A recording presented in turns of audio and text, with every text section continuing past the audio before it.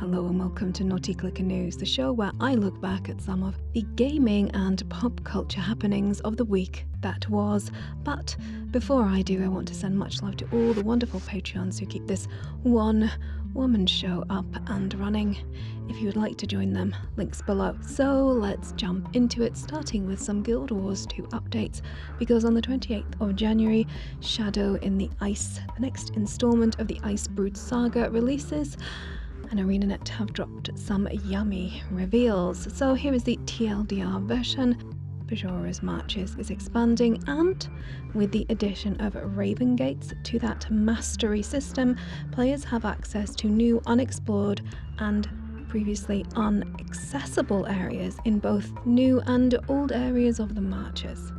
But that's not the only mastery getting a tweak, because the Catalyst masteries are all being bumped up to tier 3 as well, so you have stuff to do to unlock. Not to mention selective events all over Bajora's Marches can now unlock the Trials of Coda, which is linked to a whole bushel of new achievements and rewards in the upcoming episode.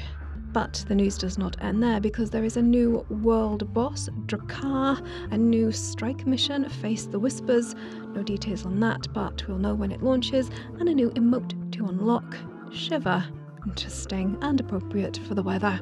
And our peers rejoice, because finally we get to unlock the Raven ceremonial armor players have been asking for, well, basically since the launch of the game. And with this news comes the hope of unlocking all the Spirit of the Wild ceremonial gear previously only seen on Norn acolytes, and have runs of those spirits. And there will be a showcase on this channel of all the Raven gear on all the races and genders, so you know if you want to take the time to unlock all this gear. But the Raven ceremonial gear is not the only loot we have to look forward to in Shadow in the Ice. The Boreal weapons are getting illuminated, and I mean that quite literally. They look stunning, and I can't wait to share with you a full showcase of all the new illuminated Boreal weapons once the episode has launched. Now, previous Living World and the previous Ice Brood saga episodes saw new minis, new tonics, new map rewards, and the usual map buff teleporting McGubbins, so I would imagine that we can be expecting these to come. And there is, of course, the most important thing, at least to me, which is new story and a new map area to explore, and new light puzzles for those of us gifted with an agile mind. Now, expect to see a full episode breakdown and review, and of course, some story speculation on the channel going forward. See you in-game on the 28th. On to Bethesda, where the rumour mill is churning out possible release hopes for the 6th incarnation of the Elder Scrolls saga. The trigger point for this mass speculation, job listings, specifically on ZeniMax's official website, where Bethesda has numerous positions in development of, quote, bleeding-edge RPG games for PC and console. Now, for sure, this hiring frenzy could be related to the Elder Scrolls, but it could also be in connection with the mysterious and, let's be real, nebulous Starfield game announced back in 2018 at E3. Fans will be hoping for a return to form for the beleaguered studio in the wake of Fallout 76. I personally am very wary of Todd Howard's nondescript word salad elevator pitch for Starfield. I ask you, what does this actually mean? The end-all and be-all science fiction game everyone has always wanted to play. That is a Barnum statement, if ever I have heard one. Ask that question to 10 people and you will get 10 different answers. Now, undoubtedly there will be some overlap, but that overlap is the cookie-cutter stuff of space, travel and adventure and exploration. One thing is for sure, Mr. Howard is going to have to work a lot harder to persuade me to dust the cobwebs off my credit card, because, dude, I have been hurt before. Now, staying in the umbrella of Bethesda, we have some interesting news for tabletop role players, because Dishonored is joining the likes of Star Trek Adventure and Conan, both award-winning games, which use Arcane Studios' proprietary 2D20 system and its Dishonored iteration is slated for release in summer 2020. Now, the rebirth and reinvention of tabletop RPG continues at a pace, and I, for one, cannot wait for this and the new Cyberpunk Red to land later this year. Long may the tabletop renaissance continue. Warcraft 3, the remastered iteration of the 2003 real-time strategy game, launches on the 28th of January. Yes, I'm going to be a busy girl on that day. Now, I am a real lore nerd for WoW, and I am jumping into this visually updated version of the much-loved game, if only to enjoy the cutscene of Athas and Illidan throwing down. It is a must. But in less happy Actiblizz news, well, less happy for at least their esports community in general and dedicated streamers specifically, because Activision Blizzard have just signed an exclusive partnership with YouTube to stream all their Call of Duty, World of Warcraft tournaments and Overwatch esports. Oh yes, Twitch is out of the picture, and dedicated fans will be having to flit back and forth between the two streaming giants to support their favourite streaming gamers.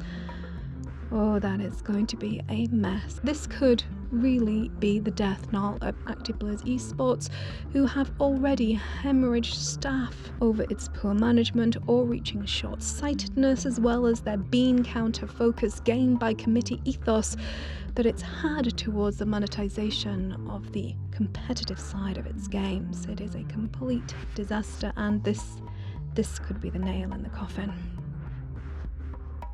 Onto another franchise that has a hit and a miss record in respect to both its movies and games, and that is my beloved Star Wars. But this time it could be good news, because after the success of Star Wars Jedi Fallen Order, the rumours of a Knights of the Old Republic sequel, well, they will be met with quiet hope rather than dread. I mean, BioWare have a ways to go to repair the damage done to their reputation in the fallout of Anthem and Mass Effect Andromeda, which lingers on like a fart in an elevator. Now, it would be poetic for this veteran studio to redeem itself with a franchise that arguably brought it all its fame. But trying to make or even follow KOTOR, one of the best loved RPGs in, let's face it, gaming history, is no mean feat. Let's hope the looming spectre of EA allows BioWare the creative freedom they need to even do this much-loved franchise justice. Here's hoping the KOTOR 2, or whatever they're going to call it, is not just another beautiful mess. Now, onto some good news for Twitch owners anyway. Outer World is coming to you, but no ETA as yet. More and more titles are pitching their tent in Nintendo's storefront, and that can only be good news for the Switch community, me included. While we are all waiting for all those games to launch, including Outer World on the beloved Switch, why not take a moment to enjoy the sci-fi short Heretic? Now, for me, gaming is a stunning new medium of storytelling and immersion and social growth, I think, and here the Unity engine shows just what it's capable of and what we can all hope for going forward. Wow, it is beautiful. Please do show the guys some love. On the entertainment front, well, I can highly recommend Sabrina, having binged watched the entire third season of the show. Who needs sleep anyway? It's dark and beautiful, often silly, and always a fun ride. Lots of six-packs and boobs for everyone's enjoyment. Now back to Star Wars for our final story, because there is news about yet another series in the pipeline. Now, this title almost got drowned out by all the internet's collective exasperation at the delay, or presumed delay, of the Obi-Wan series. Now, happily, Mr. McGregor himself took to the airwaves to assure fans the show will be launching without delay, despite the script rewrites, which allowed us to hear the news that a Rogue One prequel is being cooked up by Disney. This new series will follow Cassian Andor and the oddly charismatic K2SO, with a planned release in the first half of 2021. So that's all my Naughty Clicker news for the week that was. Links below for a deeper dive into all the stories I have covered, and do let me know what caught your eye in the comments this week. And whilst you're down there, please do like this video if indeed you did, share it if the spirit moves you, subscribe and ring that bell if you think I've earned it and you don't want to miss any naughty clicks on the channel. And please do show some love to Cody, Kildare, Cub, Molini, Jolly Joestar, Dark Griever, and all my wondrous, fantabulous Patreons, without whom there would be no Naughty Clicker anything. I can never thank you all enough. Now I hope you will come back and join me again very soon. There's lots of gaming content coming up on the channel, but until then, as always, thank you so much for watching.